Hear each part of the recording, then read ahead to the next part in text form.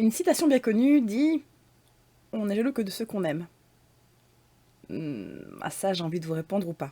Souvent glamourisée par les médias, la jalousie n'est nullement une preuve d'amour. Elle est surtout le résultat d'insécurité, de traumas dus à des trahisons, et c'est souvent une grande souffrance pour la personne qui la ressent. Salut, je m'appelle Jody, au moment où je tourne cette vidéo, j'ai 35 ans, je suis maman de 2 enfants, je suis en couple avec mon mari depuis plus de 14 ans et en couple avec un autre jeune homme depuis un peu plus de 5 mois, tu l'auras compris, je suis polyamoureuse et aujourd'hui on va parler de jalousie, essayer de comprendre un petit peu les mécanismes afin de la prévenir et l'apprivoiser.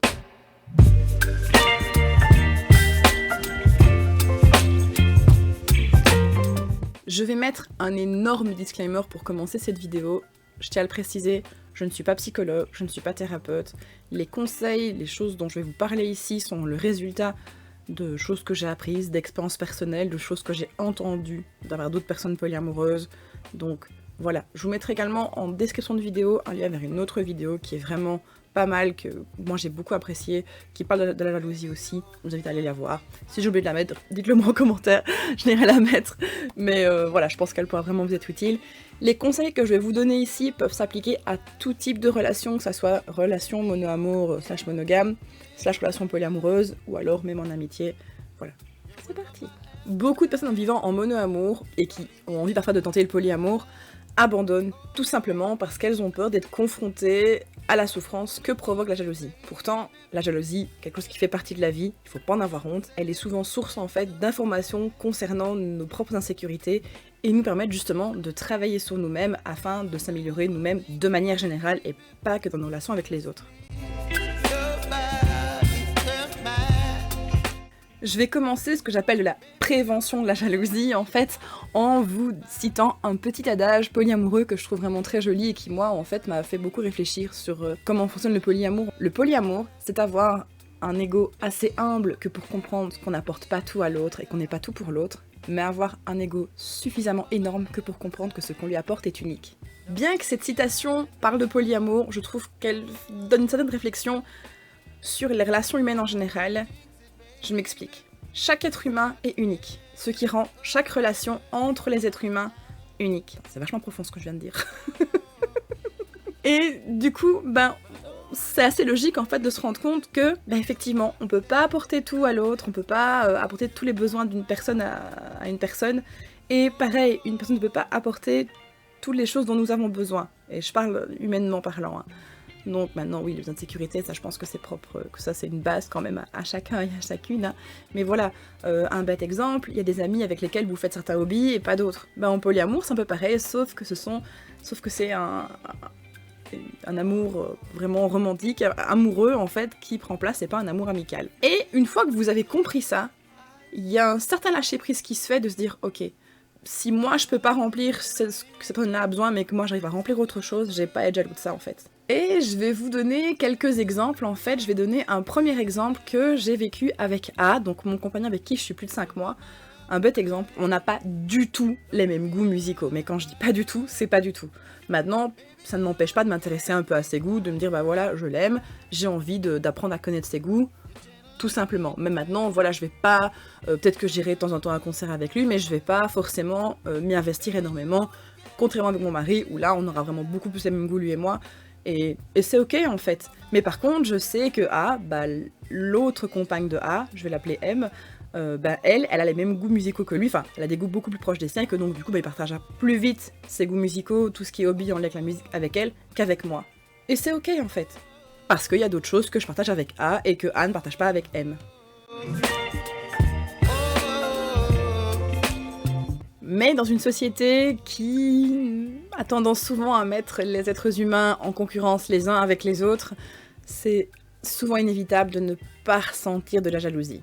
Mais il y a quand même moyen de faire avec, et pour ça, je vais vous donner quelques petites astuces qui, moi, m'ont vraiment simplifié la vie, et qui m'ont permis de faire un énorme travail sur moi. Déjà, identifier la jalousie, c'est pas toujours évident, parce que ça peut se traduire par des comportements, par un mal-être, ça peut s'identifier aussi par le fait qu'on n'apprécie pas forcément quelqu'un, parce qu'on est jalouse de cette personne et qu'on n'a pas envie de s'avouer qu'on est jaloux justement parce qu'on a un petit peu honte. Et ça peut aussi se traduire par un repli sur soi-même quand on est en groupe avec d'autres personnes et qu'on est jalouse d'une autre personne, enfin, Je pense que vous voyez ce que je veux dire. Maintenant, voilà, c'est pas parce qu'une personne se replie sur elle-même qu'elle est forcément jalouse. N'allez pas emmerder quelqu'un, voilà. Oui, mais si, t'es jalouse. Non, je suis pas jalouse. Juste, voilà, soyez dans l'écoute. Maintenant, voilà, je tiens à le rappeler, si vous êtes jaloux, jalouse, n'ayez pas honte de vous. C'est normal. Juste, identifiez la jalousie. Essayez alors de voir ce qui vous rend jaloux ou jalouse. Regardez un petit peu, analysez un peu la chose. Donc voilà, la personne dont je suis jalouse, qu'est-ce que j'estime qu'elle a de plus que moi je n'ai pas. Essayez de voir ça pour justement mettre le doigt sur ce qui ne va pas. Et quand vous avez réussi à mettre le doigt sur ce qui ne va pas, vous en parlez à votre partenaire ou à votre ami et demandez surtout de vous rassurer en fait. Parce que c'est vraiment ça. Et si ce partenaire ou cet ami refuse de vous rassurer, eh bien, changez-en. Oui, je sais, c'est un peu cash dit comme ça, mais j'estime que si une personne tient réellement à vous, eh bien, elle aura envie de vous rassurer, elle aura envie de prendre soin de vous. Pour moi, juste sécuriser quelqu'un qu'on aime, c'est pour moi la base de l'amour et la base de la confiance, tout simplement. Et pour moi, c'est le devoir d'une personne qui vous aime de vous rassurer. Et truc super important, si vous ressentez de la jalousie, n'empêchez pas votre partenaire ou votre ami de faire ce qu'elle a envie de faire, en fait. Je donne un exemple. Imaginons un couple en mono-amour classique, un garçon, une fille. Le garçon a pas mal de potes et il passe beaucoup de temps avec ses potes et sa compagne se sent délaissée. La compagne, au bout d'un moment, va peut-être en avoir marre, elle va dire voilà, je veux plus que tu vois tes potes, j'en ai marre, je veux, voilà. Et soit il l'écoute pas et il va continuer à aller voir ses potes et ça va partir en couille un moment entre eux. Soit il va se plier en quatre pour elle, il va accepter de ne plus voir ses potes pour rester avec elle, et soit elle va culpabiliser, et si elle ne culpabilise pas, lui la fera culpabiliser à un autre moment, tout simplement, lors d'une dispute, que sais-je. Le conseil que j'ai à donner à ce moment-là, c'est que la fille puisse dire à son compagnon « J'ai besoin qu'on passe plus de temps de qualité ensemble, pas juste être chez soi, chacun de son côté, non, du temps ensemble ». Faire une activité qu'ils aiment tous les deux, pas plus un, pas faire une activité pour faire forcément plaisir à l'autre, non, une activité qu'ils aiment tous les deux, pour se recréer des souvenirs, se créer de la complicité, et qu'elle demande aussi à son compagnon d'être rassuré sur la nature de leur relation, refixer des bases, savoir ce qu'il veut, être sûr, en fait, juste bêtement, être rassuré de ses sentiments, en fait. Et le combo de temps ensemble, rassuré, franchement, ça aide beaucoup à la jalousie, mais clairement, ne pas empêcher le garçon de voir ses copains. Comme cette chaîne parle de polyamour, je vais quand même donner 2 exemples en lien avec le polyamour. Je tiens à préciser que les 2 exemples que je vais vous donner, en fait, sont des anecdotes que j'ai vécues moi-même. La première, c'était avec mon mari. L'année passée, mon mari était en relation avec une femme que j'apprécie énormément, qui est vraiment super chouette. Et c'est vrai qu'au début, j'avais un petit peu peur, mais quand je l'ai rencontrée, eh bien le fait déjà de la rencontrer a calmé pas mal d'insécurités que j'avais. Voilà, je ne suis pas parfaite, et voir qu'elle n'était pas parfaite non plus m'a permis en fait de me sentir bien en fait, et même discuter avec elle m'a permis moi de me sentir vraiment beaucoup plus en sécurité. Déjà ça. Deuxième chose, une fois, j'ai ressenti la jalousie pour elle. Un soir, mon mari parlait avec elle par message, et je le vois sourire devant son téléphone, et je me dis est-ce qu'il sourit encore pour moi quand on s'écrit? Et alors m'est venu un petit down émotionnel en fait, parce qu'en plus je suis hypersensible avec ça, donc c'est pas toujours facile à gérer. J'ai commencé à me comparer à elle, donc cette femme était un peu plus âgée que moi, elle avait un autre niveau d'études que le mien, parce que voilà, elle est psychologue, moi je suis vendeuse dans un magasin de manches, je suis streameuse, voilà, j'ai commencé à me comparer, à me dévaloriser par rapport au niveau d'études, par rapport au fait qu'elle était plus âgée que moi, qu'elle avait vécu plus de choses que moi, donc je me dis ok, en fait mon mari a sûrement des conversations beaucoup plus intéressantes avec elle qu'avec moi, et donc du coup voilà, je me suis sentie pas bien par rapport à ça, et j'ai ressenti un peu de jalousie. Donc du coup, quand j'ai ressenti cette jalousie, en fait j'ai dû justement analyser pour comprendre ce qui me rendait jalouse. Et quand j'ai justement compris ce qui me rendait jalouse, j'ai été en parler à mon mari. Je dis voilà chérie, j'ai pas envie de t'empêcher de parler avec elle parce que non, il est hors de question. Mais par contre, j'ai besoin que tu me rassures. J'ai peur en fait que tu aies des conversations plus intéressantes avec elle qu'avec moi, et je voulais vraiment être sûre de pouvoir remplir certains besoins que tu as, et que, enfin voilà, être sûre que nos conversations t'intéressaient toujours. Et mon mari m'a rappelé tout simplement que chaque relation est unique, que effectivement avec elle il ne peut pas parler de jeux vidéo parce que c'est pas du tout un truc qui l'intéresse, que tout ce qui est aussi jeu de rôle, c'est pas un truc qui l'intéresse non plus, et que donc fatalement, même si moi je fais pas des jeux de rôle, voilà, c'est un truc qui m'intéresse, et que je vais l'écouter, que je vais en parler avec lui, que je vais poser des questions, et que justement, il ne peut pas partager ce hobby-là avec elle, mais qu'il peut les partager avec moi. tout simplement. Et donc effectivement, les conversations ne sont pas les mêmes, mais les deux le nourrissent tout simplement. Et ça, qu'est-ce que c'est beau. Et donc du coup, rien que le fait qu'il me rassure sur ce point m'a permis, moi, de me sentir mieux en tant qu'humaine, même pas forcément vieille, de me dire, ok, en fait, je suis pas, même si je suis vendeuse dans le magasin de vêtements, même si je suis streameuse, je suis pas moins intéressante qu'une personne qui a fait des plus hautes études que moi, parce que c'est vrai que, ben voilà, en étant vendeuse dans un magasin de vêtements, et c'est de la vente quand même, qui est quand même assez active, c'est pas juste ranger des vêtements, ben voilà, je suis amenée quand même à rencontrer des gens, à m'enrichir de personnes, de contacts que j'ai avec d'autres personnes, et c'est vrai que du coup, voilà, je ne dis pas que je suis super intéressante, oulala, mais voilà, je ne suis pas la personne la plus inintéressante du monde. L'autre anecdote en termes de jalousie que j'ai à vous raconter, c'est passé avec A, donc avec mon compagnon, avec qui maintenant je suis depuis plus de 5 mois. Donc il faut savoir que A habite avec sa deuxième amoureuse, en fait, avec M, depuis pas mal d'années, ça fait 7 ans qu'ils sont ensemble. Et ce qui se passe, c'est que moi, géographiquement, j'habite en province de Liège, en Belgique, et A habite à Mons. Ce qui fait que, bien, A et moi, on se voit pas toutes les semaines. On essaie de se voir toutes les 2 semaines environ, mais ça arrive que, voilà, je tombe malade, qu'il tombe malade, que mes enfants sont malades, donc du coup, je reste quand même pour mes enfants, c'est logique. Donc voilà, et c'est déjà arrivé que parfois on passe plus d'1 mois sans se voir. Et moi, avec mon hypersensibilité, voilà, j'ai mes humeurs qui font souvent des hauts et des bas, et parfois j'arrive même pas à anticiper comment je vais me sentir l'heure d'après, et enfin, globalement si, mais parfois ça m'arrive que non.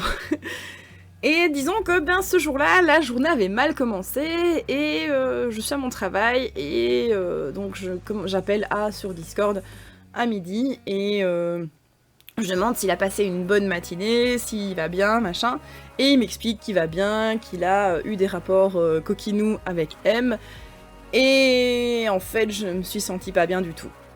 Alors que d'habitude, ça ne me fait strictement rien quand il m'en parle. Je suis même tendance un petit peu à dire alors c'était bien, enfin voilà. Mais du coup, je me suis pas sentie bien à ce moment-là, parce que déjà là-bas, j'étais pas dans un bon mood en fait. Vous voyez ce que je veux dire? Que si j'avais été dans un autre mood, ça aurait été mieux. Et il y avait aussi le fait qu'on s'était plus vu depuis longtemps et que donc du coup on n'avait plus d'intimité depuis longtemps. Et quand je parle d'intimité, c'est d'intimité en général, c'est pas forcément de rapport sexuel. Mais du coup, un mal-être d'une mauvaise journée, plus le fait de pas la revoir depuis longtemps, les deux conjugués ensemble ont fait que je me suis sentie jalouse de M, même si j'adore M et que M est une femme exceptionnelle et franchement, elle est géniale. Si elle regarde cette vidéo, je lui fais des gros bisous. Mais voilà, à ce moment-là, je me suis pas sentie bien et donc... surtout que j'ai pas compris tout de suite en fait pourquoi je me suis pas sentie, parce que justement ça ne me fait rien. Et l'après-midi, j'ai cogité, j'ai réfléchi et j'en ai reparlé au soir avec A. Et donc du coup, on s'est rendu compte que j'avais vraiment réel besoin d'intimité avec lui, de passer vraiment du temps qu'avec lui. Et on s'est vu le week-end qui a suivi, et du coup, il n'y a plus de soucis. Depuis, je n'ai plus vécu ça s'est passé une seule fois sur 5 mois, et j'ai pas envie que ça se repasse. Mais c'est vrai que du coup, quand je suis pas dans un super état émotionnel, c'est qu'il faut peut-être mieux éviter de me... Et que ça, on s'est pas vu aussi, faut mieux éviter qu'il me parle de... Voilà, de l'intimité qu'il a pu avoir avec M, tout simplement. Mais globalement, c'est vrai que généralement, je m'en fous, en fait. Et pour conclure cette vidéo, j'ai envie de dire que parfois, effectivement, la jalousie peut être inévitable, et que parfois, ça peut clairement dépendre de votre humeur. Une fois que vous avez appris à vous connaître, vous savez en tout cas la prévenir pour éviter d'en subir les conséquences. Mais l'important, lâchez prise, identifiez votre jalousie, ce qui va pas, l'accueillir avec bienveillance, ne pas avoir honte, c'est humain, c'est normal. Maintenant voilà, c'est pas parce que c'est normal qu'il faut la laisser couler en vous, on va dire ça comme ça. En parler avec votre partenaire, expliquer ce qui vous rend jalouse, les détails sans tabou, c'est super important, et demander à être rassuré. Et pour les personnes qui vivent avec une autre personne qui est jalouse, accueillez ça aussi avec bienveillance. Rappelez-vous que cette personne n'est pas jalouse par plaisir, qu'elle est dans la souffrance, et que plus vous allez la rassurer, à force, à un moment, sa jalousie va finir par s'atténuer, et peut-être même qu'elle disparaîtra complètement. Et si vraiment ça ne va pas, qu'il y a vraiment une jalousie vraiment extrêmement maladive qui s'est mise, n'hésitez pas à les consulter, à vous faire aider, c'est super important. Sur ce, moi je vous fais des gros bisous, prenez bien soin de vous, et surtout restez vous-même. Ciao, ciao!